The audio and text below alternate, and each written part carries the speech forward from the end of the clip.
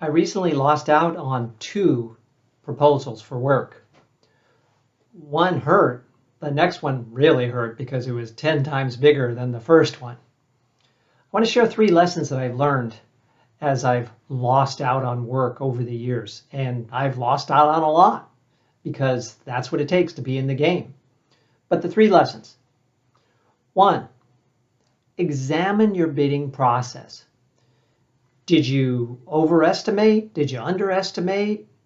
Would you price it differently? Would you break up the pricing on the estimate? Just give a one lump sum estimate?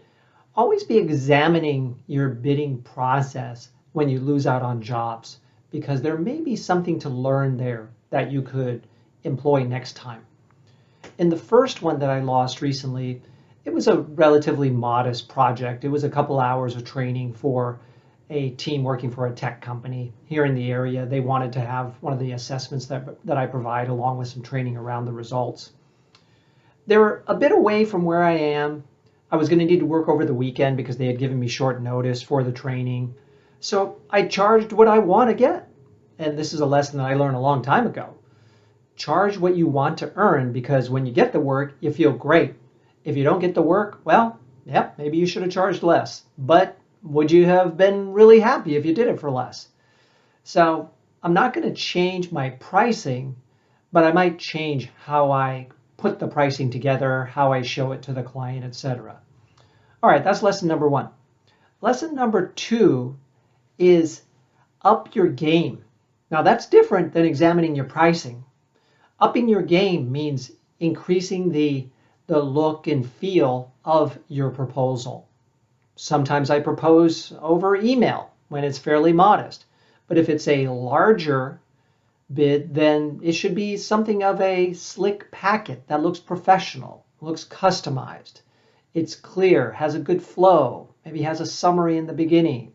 That's for a significant project, right? The one that I lost that was 10 times bigger than the other one, I think my submission packet was over 30 pages. And you might think, oh my gosh, that's huge. Well, the opportunity was huge. It was a 2-day offsite for a government agency.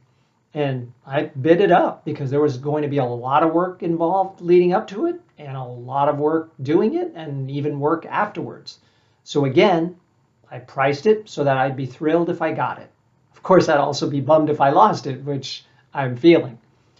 But in the lesson of upping your game, I feel like I submitted very professional materials.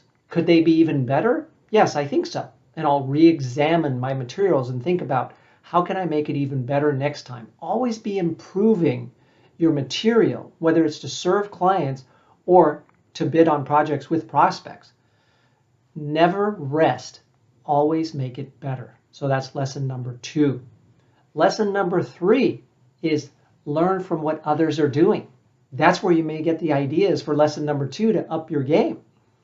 So in bidding for the government work, it turns out that as part of the transparent process, they reveal who won the work.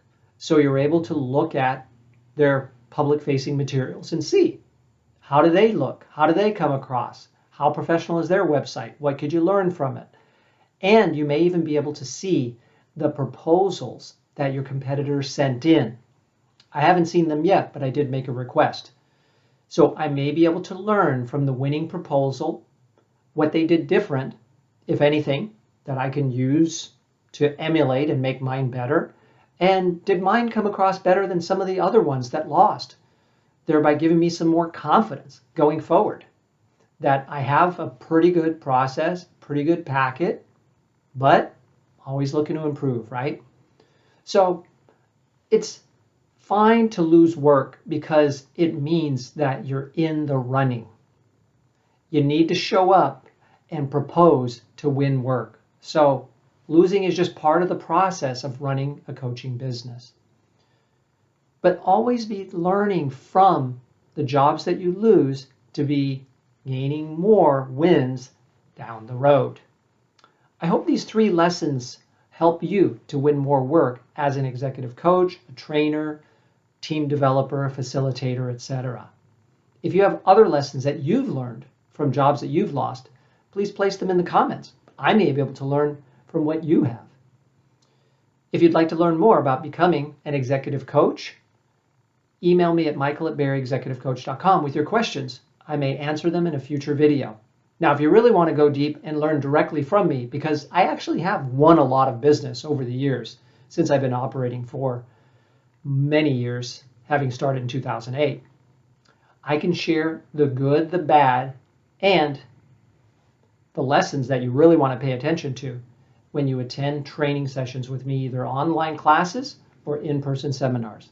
Learn all about how to work with me and become a certified and trained executive coach by visiting my blog site, BAECexecutivecoachtraining.com.